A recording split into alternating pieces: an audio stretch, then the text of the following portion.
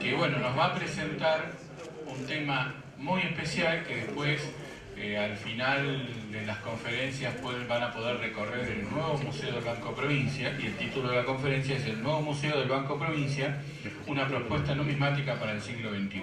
Y realmente lo he comprobado ya por segunda vez que es una propuesta numismática real para el siglo XXI. Así que con ustedes, Agustín, muchísimas gracias por todo el esfuerzo que nos has dado para este encuentro, y bueno, y ahora te vamos a escuchar. Qué lío que armó Marcelo, ¿eh? Ya empezó en el 98, como dijo antes, con los museos, y ahora se metió con ustedes. Y lo seguimos invitando todavía. Bueno,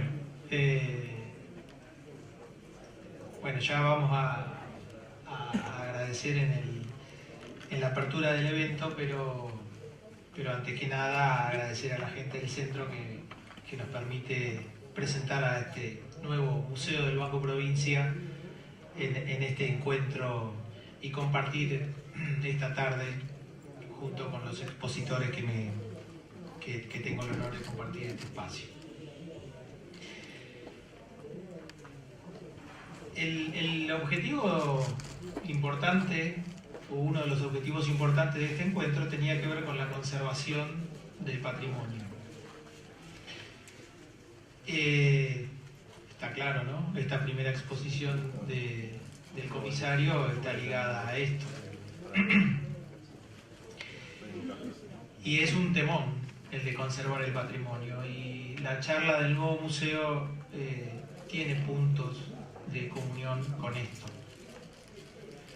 Pensar en que conservar es hacer perdurar los elementos para las futuras generaciones sería un concepto partido. La realidad es que conservar para las futuras generaciones implica también hacerlas conservar para las actuales generaciones. Porque si no, sinceramente, guardaríamos todas las colecciones en las fabulosas bóvedas que tenemos, por ejemplo, en este banco, casi inexpugnables, salvo para los de la sucursal de Belgrano, pero digamos que básicamente inexpugnables, y dentro de 100 años tendríamos las colecciones perfectamente. Esa no es una idea de conservación responsable de patrimonio cultural. Y hace muchos años que nosotros, digo nosotros y hablo en términos del Banco por la Provincia de Buenos Aires y en particular del museo, que entendemos a la conservación del patrimonio bajo este significado más amplio, que nosotros lo reducimos a esta palabra de conservación responsable, en cuanto a hacerla perdurar en el tiempo para los actuales y para los futuros. Y una forma estratégica de hacer esto es ponerlo en valor, es difundirlo, es permitir su investigación. Allá por 1984 este museo se habilitó en mayo del 84, el edificio se había inaugurado en septiembre, y se transformó en un museo pionero que ponía bajo la dirección de Pedro Cono, hasta ese momento, el museo, y inmediatamente en ese momento bajo la dirección de Alberto de Paula, el fantástico patrimonio que tenía estas colecciones, este museo, a disposición de la comunidad. Y lo hacía en este edificio que se inauguró por entonces, que era pionero de la museología argentina, porque era un edificio especialmente construido, proyectado para ser archivo y museo, donde interactuaban la historia institucional del Banco de la Provincia y de la moneda argentina, con especial énfasis en el barrio bancario, ya que el museo se emplazaba por primera vez en la propia City financiera. Como se ve en estas imágenes que corresponden a fines del año pasado, la propuesta aquella fue desactualizándose por muchos motivos.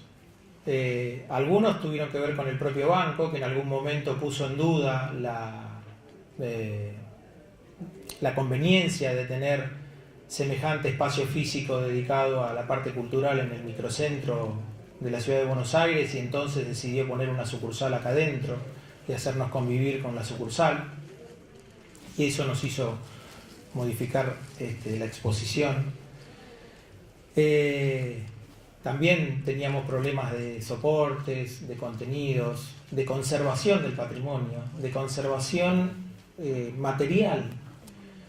Y la frutilla del postre fue lo que acabábamos de ver, el mazazo al Banco Nación.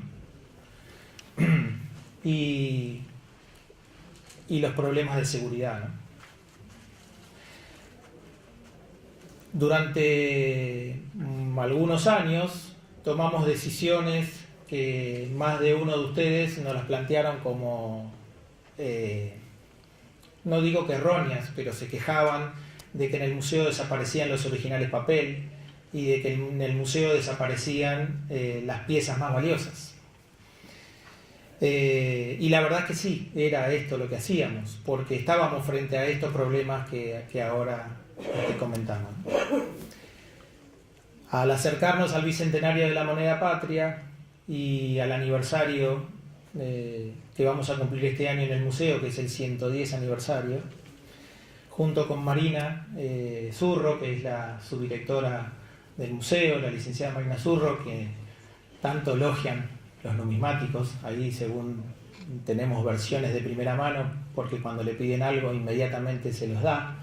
Pero digo, junto con Marina, y la verdad es que con la decisión política de las actuales autoridades del banco, el presidente Gustavo Marangoni, el licenciado Gustavo Marangoni, y nuestro supervisor actual que coordina el Centro de Estudios Jaureche, que es el licenciado Mauro Morosino, digo, con el fuerte apoyo de parte de ellos, encaramos esta decisión de transformar el museo en un nuevo museo.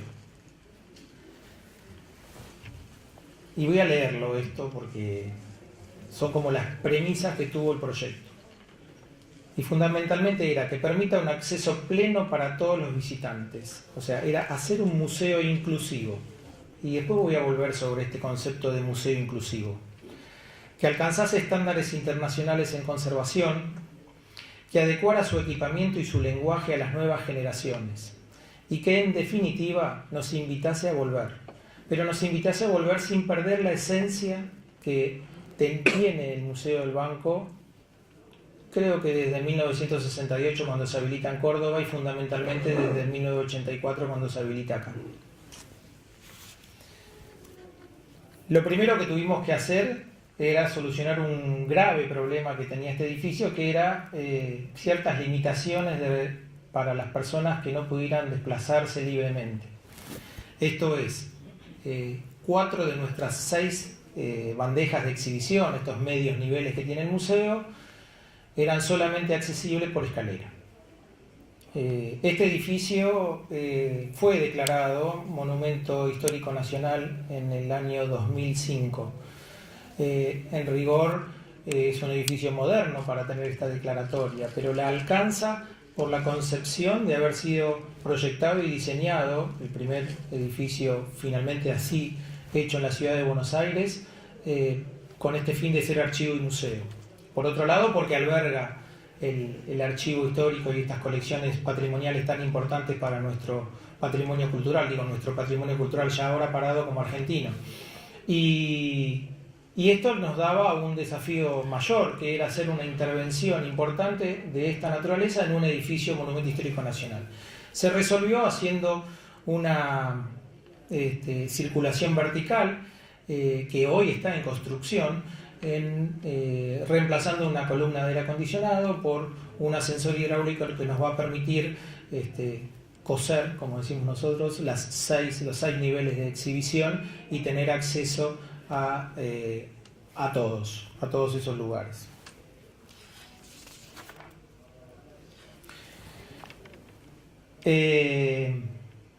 El siguiente aspecto estaba ligado a la conservación responsable, ¿no? Este término que usamos tanto, y que era el desafío de poder mostrar todo lo que teníamos nosotros. O sea, tenemos claro que como reservorios de patrimonio somos uno de los más importantes y en algunas materias el más, ¿no?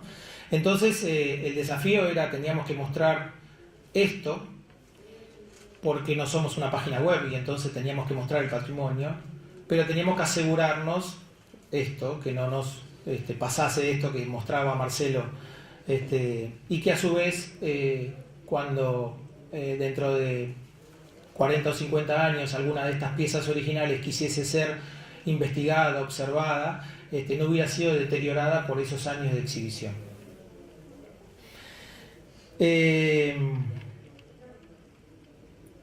Entonces teníamos que trabajar con dos aspectos, la preservación y la seguridad, ¿no? Estos eran los dos ejes sobre los que teníamos que trabajar.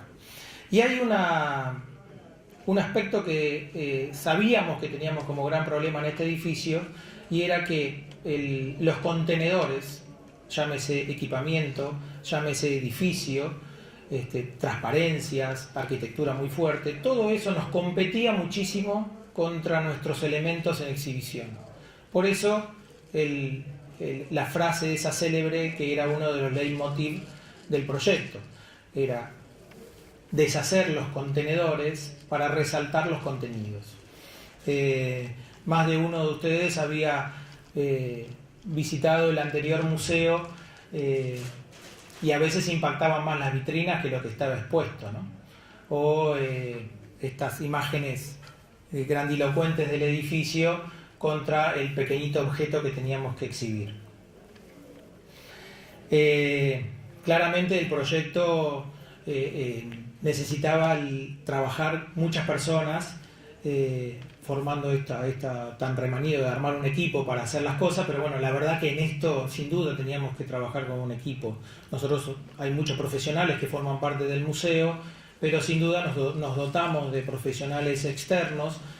Claramente el estudio de Gabriel Miremont fue museografía, una de las patas esenciales de este proyecto, y otros áreas profesionales del banco, de construcciones, que se sumaron al desarrollo junto con la dirección del museo, ¿no?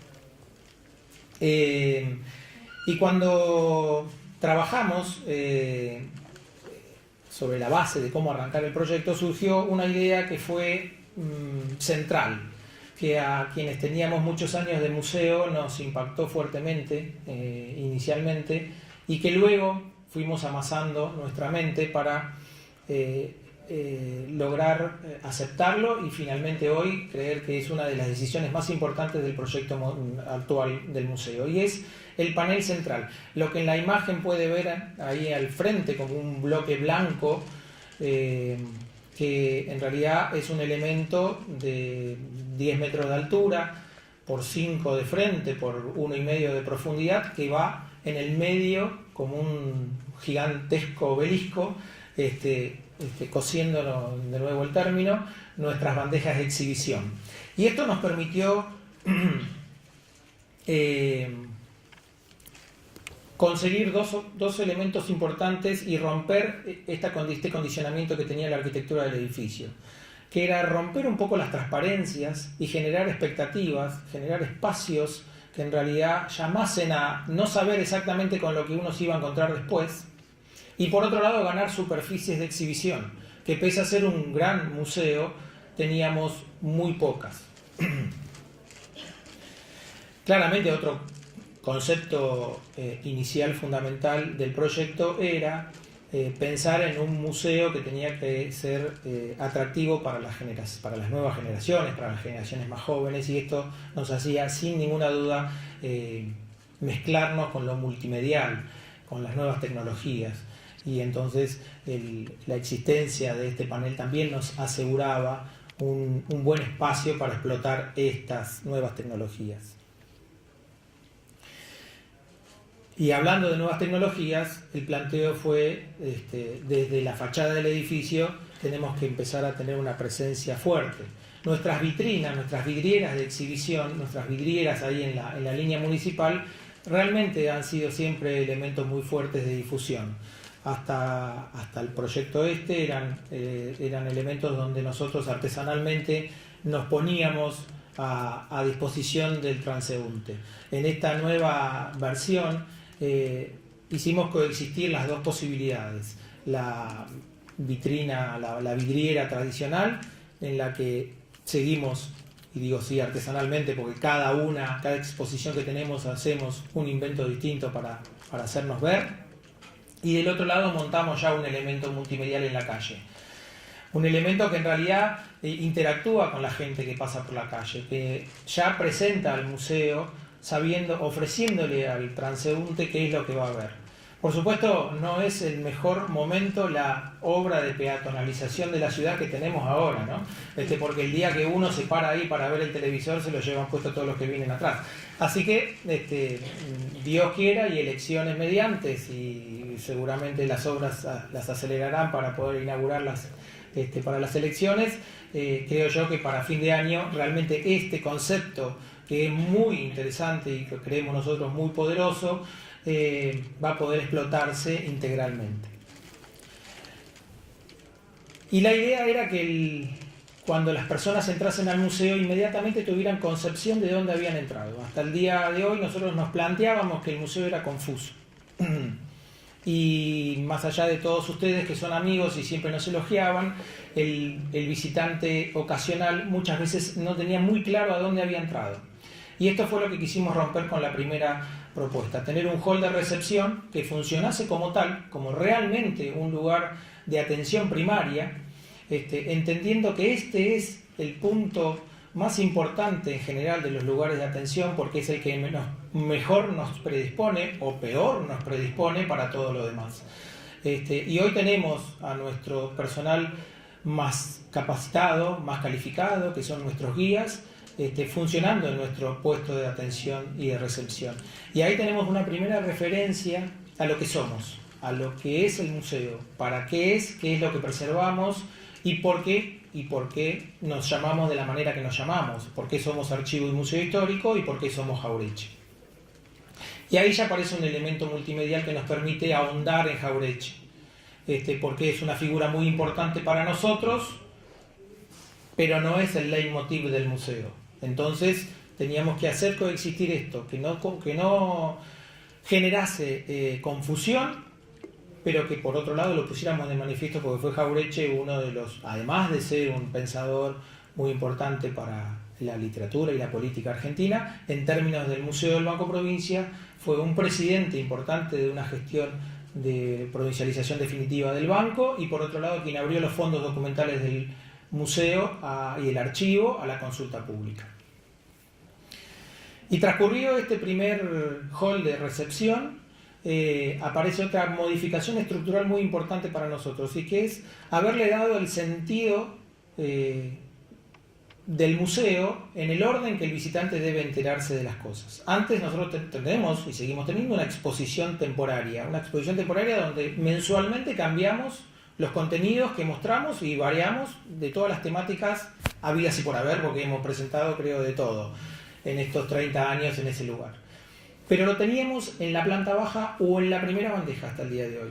Con lo cual, esto era confuso para los visitantes, porque entraban a algo que le decían que era del banco, pero después se encontraban con una exposición de arte o con una exposición de coleccionismo o de tantas otras cosas como hemos hecho, para después empezar con las monedas coloniales habiendo visto unas maquetas de la zona bancaria previas. Esto era realmente muy confuso, y entonces ahora el eje es que uno entra por la historia del banco y realmente lo único que encuentra es la historia del banco, la historia de la moneda, y finalmente desemboca en las bandejas superiores con la exposición temporaria y con esta cosa tan variada que sin duda hacemos como estrategia para que los visitantes que entran por esa exposición que está anunciada en la vidriera conozcan la historia del banco y la historia de la moneda.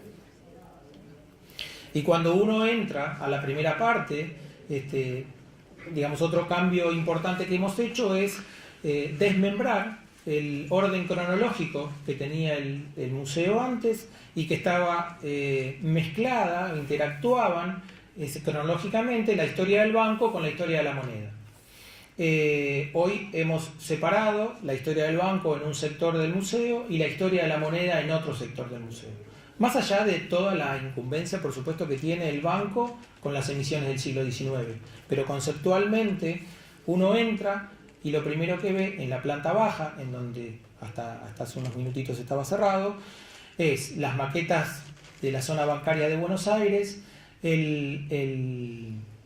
la referencia a esta zona, a esta city creada alrededor del Banco Provincia, y en los dos momentos que nosotros la mostramos, a fines del siglo XIX y a fines del siglo XX, y una breve explicación de la instalación original del banco. Esto funciona junto con, en el panel central, esa mancha blanca que se ve ahí en la diapositiva, es nuestro logo. Ahí hay un video de 181 minutos que cuando un visitante se aproxima, se dispara por un sensor de movimiento, y es un video hecho con motivo del bicentenario de la Revolución de Mayo, por eso los 1810 se transforman en los 181.0 segundos que dura el video, y en ese breve lapso, dije 181 minutos antes, ¿no? Todos me miraban desesperados, yo dije, ¿qué habré dicho que todos me están mirando así? Claro, sí, dijeron, no vamos a visitar la muestra ni loco. Bien, rectificamos, en 181 segundos, así que alíviense. Claro, sí. Digo, bueno, en este breve lapso mostramos muy rápidamente, claro, los 190 años de historia del banco. Y por si no quedó claro, los complementamos con esa mancha verde que se ve a la izquierda, que es una gigantografía, una línea de tiempo, que en esta gigantografía de 4 metros nos permite ver los hitos más importantes de nuestra historia, con una referencia, con un contexto nacional e internacional que nos permite relacionar, a ver, el primer banco de cuándo es, y cuando pasó esto en el banco, qué pasaba en el mundo. O sea, que en esta primera aproximación que hace el visitante en la planta baja, ya tiene claro que está en el primer museo bancario de Hispanoamérica, está en el primer banco, en el primer museo del primer banco de Hispanoamérica, emisor del primer billete, origen de la city bancaria y origen sinceramente del desarrollo de nuestro país, porque en el siglo XIX eso es lo que fuimos.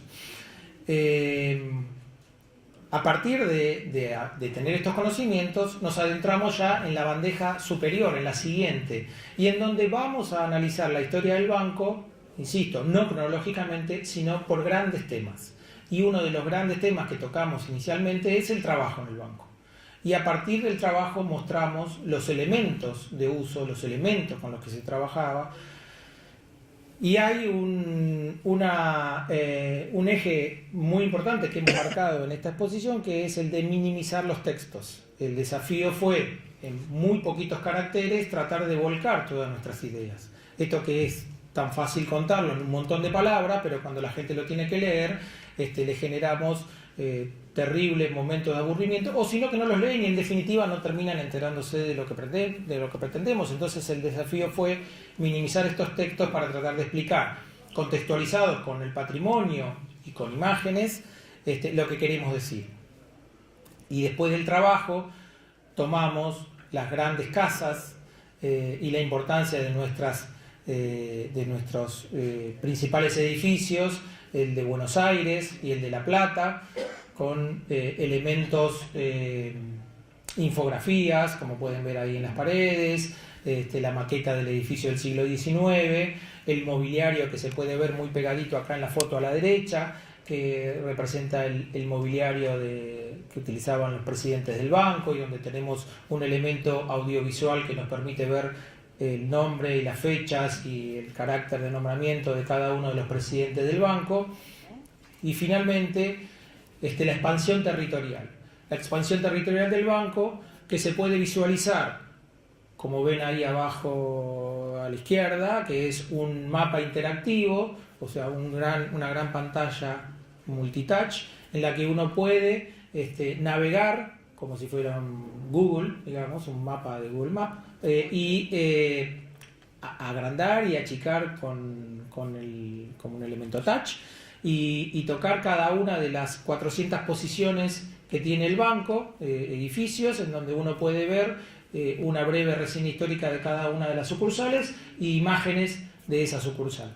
Y enfrente hay una breve reseña sobre cuando nosotros empezamos a tener sucursales, y este recurso museográfico que tan creativamente han generado los profesionales que se dedican a esto, que es mostrar en un popurrí de imágenes, algunas históricas montadas en marcos antiguos, y otros marcos digitales también montados en marcos antiguos, que nos permiten visualizar 6 veces más de las imágenes que estuviéramos poniendo en ese lugar y lograr un dinamismo, que es lo que pretendemos, una interacción que es la que pretendemos para los visitantes.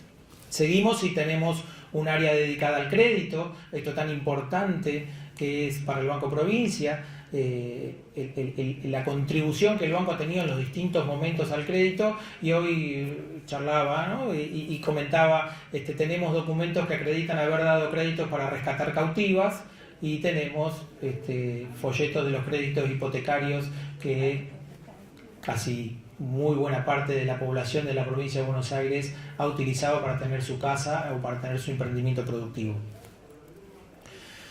Y luego tenemos ahí lo que nosotros llamamos un bosque de vitrinas, donde hay referenciados hitos importantes del banco, y aparecen estas cosas que nosotros decíamos: tenemos un patrimonio sumamente valioso y lo tenemos que mostrar. Y ahí se ve, estamos mostrando en esa vitrina la plancha de cobre del primer billete. O sea, hoy la tenemos en exhibición con las medidas de conservación responsable que decíamos antes, pero hoy está.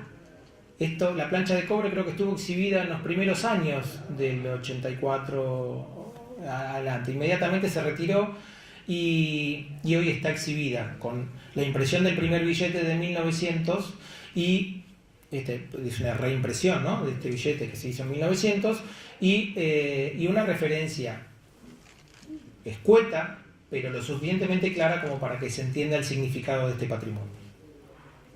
Así hay varios elementos en ese sector. Hay un elemento dedicado a tecnología y a la evolución tecnológica, con un elemento interactivo. Empiezo a acelerar un poquito porque me voy a atrasar. Y un sector dedicado a la gente del banco. ¿Por qué a la gente del banco? Porque el banco, como primer banco, tuvo muchos temas pioneros en cuanto a los recursos humanos. Fue la primera capacitación empresarial de la Argentina, o sea, esto significa que fue la primera empresa de la Argentina que pensó que capacitar a su gente era una inversión. Y esto lo hicieron en 1826. Fue uno de los primeros bancos en donde la mujer empezó a hacer trabajos administrativos. Fue el primer banco que incorporó personal con capacidades diferentes para trabajar. Y fue el banco que en 1984 le dio trabajo a los veteranos de guerra de Malvinas.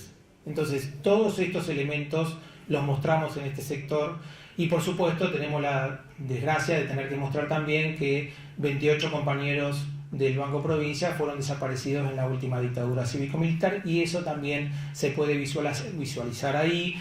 Tenemos un elemento multimedial en donde se puede ver este tema. Hay un hermano, o sea, hay un nieto no recuperado que es hermano de una empleada del banco, hija de desaparecidos, empleada del museo. Bueno, hay toda una película sobre ella, una chica que lamentablemente se ha suicidado. Hay toda una historia que tiene que ver con un tema duro para nosotros y que claramente, museográficamente también lo hemos planteado así, porque es un rincón más o menos reservado de esto que decíamos, tan transparente es el edificio, pero hemos logrado hacer un espacio medianamente reservado en donde uno puede convivir con estos temas con cierta intimidad. Y luego ya estamos en la tercera bandeja, y ahí es donde arrancamos con la historia de la moneda. O sea, hasta ahora vinimos viendo la historia del banco, ahora empezamos con la historia de la moneda.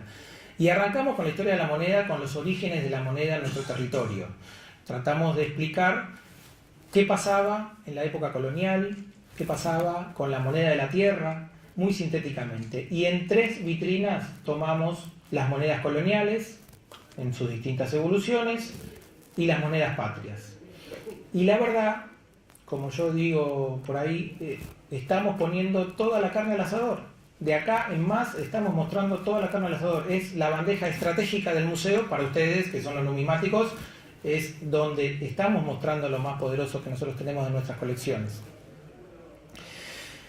Y la verdad que lo estamos haciendo, por más que no le guste a Miguel Morucci, con liviandad en las vitrinas. Estamos tratando de que el patrimonio se destaque por su importancia, y no hacemos las vitrinas cargadas de antes. Entendemos como recurso didáctico que esto es importante, y realmente así lo entendemos. Y la verdad es que en términos de exposición de patrimonio estamos mostrando muchísimo más patrimonio que antes.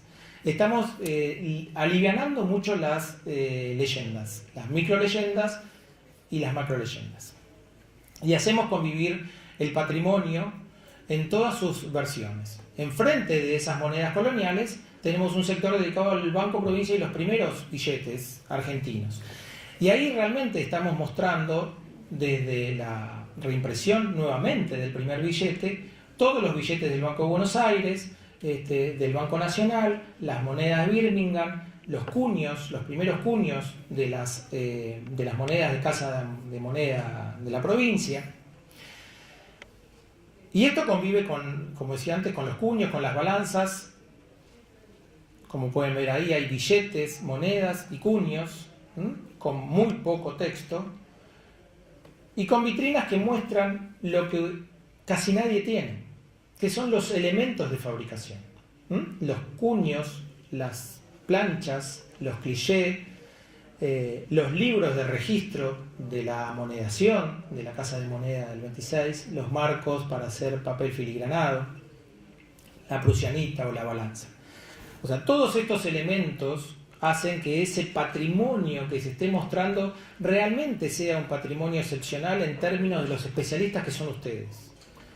Pero en términos del público común, son un montón de objetos en los que en muchos casos no tienen ni la más pálida idea de cómo se usaban. Y que si nosotros tenemos que hacer que ellos entiendan cómo esos se usaban, la verdad que le tenemos que poner un libro. Pero en vez de ponerles un libro, optamos por ponerles un elemento multimedia. Y hemos hecho eso chiquitito que ven ahí, es un televisor de 32 pulgadas que tiene un video animado que en 4 minutos desarrolla, tipo recetario del canal Gourmet, porque esto lo tuvimos en cuenta para el locutor y para el concepto, es en 4 minutos cómo se fabricaban las monedas y los billetes, utilizando desde las macuquinas hasta las columnarias, las impresoras, la prusianita o la piedra litográfica. Digo, porque este es el leitmotiv que perseguimos nosotros, ¿no? O sea, tenemos que hacer un museo entretenido, didáctico, que muestre el patrimonio, porque si no uno pone en Google, YouTube y vemos todo lo mismo, digamos. Pero en realidad el elemento diferencial estaba en esto, ¿no? En poder mostrar el patrimonio conviviendo con los elementos. Y cuando llegamos a la cuarta bandeja, el cuarto nivel, tenemos una primera parte en la que desarrollamos los medios de pago, las otras cosas que había como monedas y billetes en el siglo XIX. Y ahí nos metemos, por supuesto, con los billetes y las monedas provinciales, de los otros bancos provinciales o de las otras casas de moneda provinciales que coexistieron con la de Buenos Aires. Y tomamos una parte muy importante dedicada a las fichas y a las latas. Esto que sigue dando que hablar, pero que cito de nuevo a Miguel y a Eduardo y a nuestro querido Rodolfo Franzi, que tanto han trabajado por este nuevo patrimonio. El otro día en la academia, ¿no? Hablábamos de este tema en una exposición que dio Miguel. Digo, este dinero alternativo, digamos, era necesario ponerlo, y bien ponerlo, en la exposición. Y digo por esto que es muy grande el patrimonio que estamos sacando en estos términos. que antes no estaba y que era absolutamente confuso para tratar de explicarlo en términos cronológicos. Y por supuesto, luego de esto llegamos a la monedación nacional, y el desafío era cómo mostrar el lío de la monedación nacional desde 1881 hasta ahora. Y lo tratamos de hacer. Digo, lo tratamos de hacer, ustedes después dirán. Hemos hecho una infografía que cuenta nuestro proceso devaluatorio, nuestro proceso inflacionario, nuestros cambios de moneda, y hemos usado recursos museográficos como la vitrina de la derecha, en donde presentamos la variedad de monedas de las series y esos cajones que hoy tienen unos carteles que dicen abrí, mirá, descubrí, en los que uno abre y encuentra las distintas emisiones, los distintos billetes de cada una de las series. Parcialmente, ¿no? Digamos, no hemos podido poner todo como a ustedes seguramente les gusta, pero hemos puesto mucho, muchísimo. Y del otro lado, este recurso museográfico de tratar de explicar cómo la moneda de un pesito, que hasta hace poco circulaba, equivale a los 10 billones de billetes de 1950, ¿no? Y hemos hecho ahí un recurso de... Alguien dijo Susana, el juego del millón de Susana, parece, bueno, algo parecido ahí, que todos los fajos cayéndose. Y sí entendimos que era necesario darle o incorporarle al nuevo museo una parte lúdica que entretuviese, que divirtiese, que generase el ansia de decir, che, está buenísimo eso que hay en el museo, volvamos, pero sin perder la esencia. Entonces ahí hay un memotest de monedas con 2 grados de dificultad, hay un contar billetes contra la computadora, que también tiene 2 grados de dificultad, y tenemos 2 rompecabezas de estos que se deslizan las piezas. He hecho uno sobre un billete de fines del 19 y otro sobre una postal de una sucursal, y una trivia, volviendo a Susana, ¿no? Nos valimos bastante de Susana, y una trivia donde uno tiene preguntas y respuestas y gana unos puntos que en realidad lo dejan a uno contento o no. Pero digo que generamos una visita en la que uno interactúa viendo cosas que se mueven, interactuando uno, contestando, tocando, y creímos que ese era el lenguaje por donde teníamos que ir. Y finalmente, por supuesto, ahí faltó una imagen, hay unas vitrinas finales que se meten con el dinero del siglo XXI. Con el dinero del siglo XXI, que es el dinero electrónico, las tarjetas, las infinitas tarjetas que los bancos sacamos y hacemos que todos usemos cada vez más imprescindiblemente, el dinero electrónico, el home banking, las transferencias y el dinero virtual en el que nosotros estamos moviéndonos hoy. Y finalmente llegamos al lugar de las exposiciones temporarias. Esta es la última bandeja del museo, donde antes había un popurrí de mobiliario histórico, y este es el lugar donde mes a mes mostramos distintas exposiciones, insisto, que son muchas veces el gancho para que la gente venga al Museo del Banco Provincia, pero hoy aseguramos que la gente que viene a ver una exposición de coleccionismo de latas de cerveza, en realidad se enteró antes dónde estaba y tiene la percepción que nosotros pretendemos que se lleve de que este es el museo del primer banco argentino.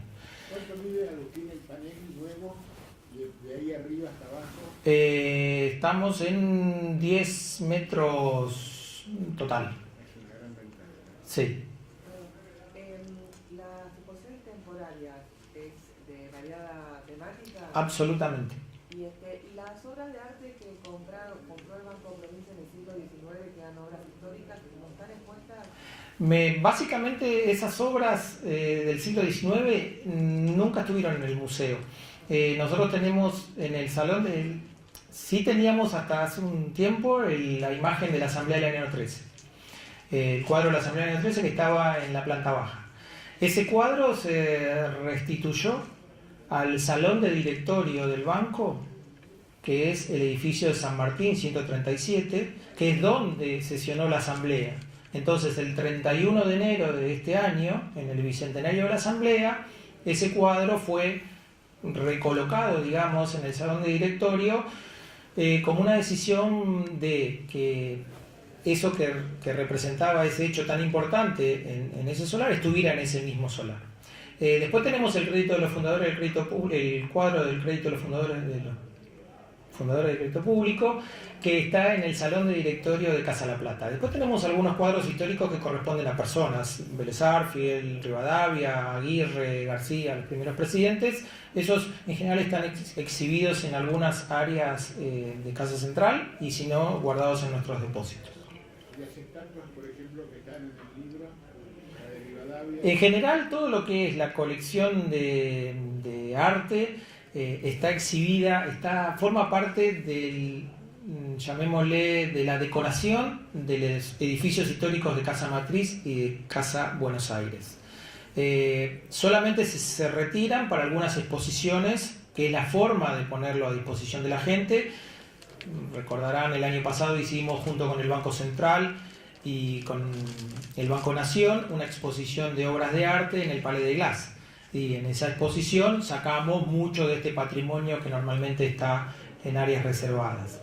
La forma de mostrar básicamente la colección de arte es a través de las exposiciones temporarias. No se ha manejado como que el museo tenga una exposición permanente de arte, porque es bastante complejo ya el leitmotiv nuestro, digamos, ¿no? Sí.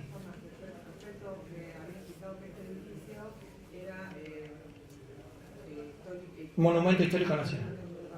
¿Quién es el arquitecto que lo diseñó? El estudio que hizo el proyecto es Yauró, Urgel y Facio. El banco hizo en ese momento un concurso privado de anteproyectos y lo adjudicó a este estudio, digamos. Una pregunta más. ¿Sí? Después del restyling que se hizo el museo, ¿verdad? Hay mucho material metafílico, medallístico, numismático sobrante, Sí. ¿no? por la nueva idea que hay, ¿no? Que no digo que esté mal, que está puesta en todo ese material que son billetes históricos, monedas históricas, está guardado. Eso es la idea, y la idea siempre de los museos es mostrar todos los artículos que uno tiene. Claro. ¿Qué pasa con todo ese material guardado y nunca más lo vemos? O... A ver, hay dos facetas, digamos. Está guardado a disposición de quien quiera investigarlo, ¿no? Por un lado, digamos. Después, para mostrarlo, sí, las exposiciones temporarias para nosotros son la herramienta para de repente mostrar patrimonio específico. Llámese, a ver, hemos hecho acá, por ejemplo, el Bicentenario de la Revolución de Mayo. Hacemos una exposición con las 500 medallas que nos trae Arturo Villagra, pero también mostramos parte del patrimonio que nosotros tenemos normalmente reservado. Así es como, no sé, de repente hacemos una exposición de un grabador y entonces mostramos ese patrimonio, digamos. Esta es la estrategia de exhibición, porque la verdad es que los grandes museos, en términos de colecciones, es imposible que muestren todo. O sea, la verdad es que es imposible que muestren todo. Entonces, a ver, nosotros en el caso de las fichas, que vas a verlo ahora cuando recorran el museo, creo que tenemos expuestas 38 conceptos de ficha, ¿no? Creo que son más en términos de fichas físicas. Y la colección creo que tiene 400, claro. Es imposible hacer una exposición con 400 fichas permanente, claro. Claramente, el momento que hagamos la exposición de las 400 fichas, incluso va a ser para ustedes, porque el común de la gente, digamos, le ponemos 400 fichas y van a hacer lo mismo que ustedes con los 181 minutos. Tiene los puños y los punzones de todas las monedas de la provincia de Buenos Aires. Imagínate con él. Claro. Pero sí, por ejemplo, hemos hecho, en términos de exhibición, mucho más patrimonio, porque estamos mostrando todo este patrimonio que prácticamente no se exhibía. Claro.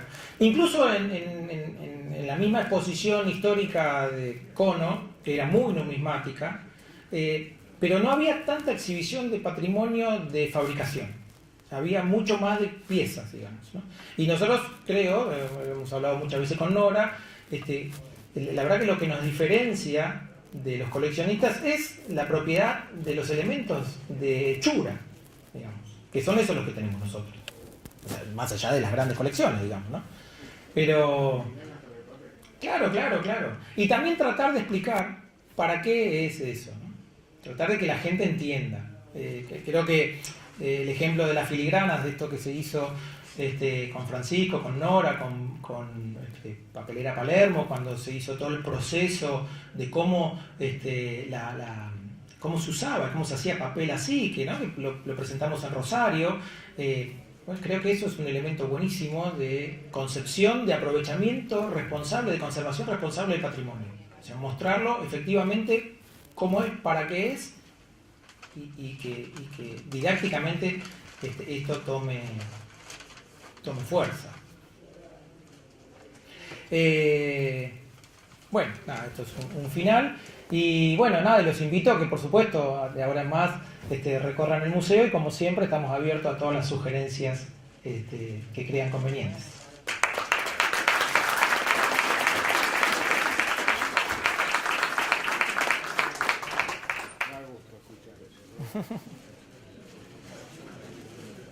¿Está abierto cuando Agustín?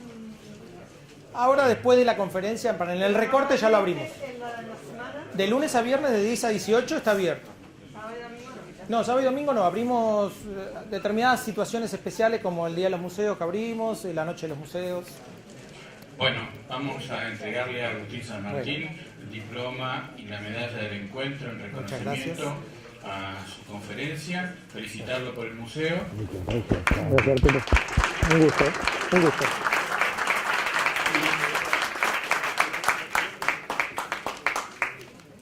Como hicimos Che, qué lindo.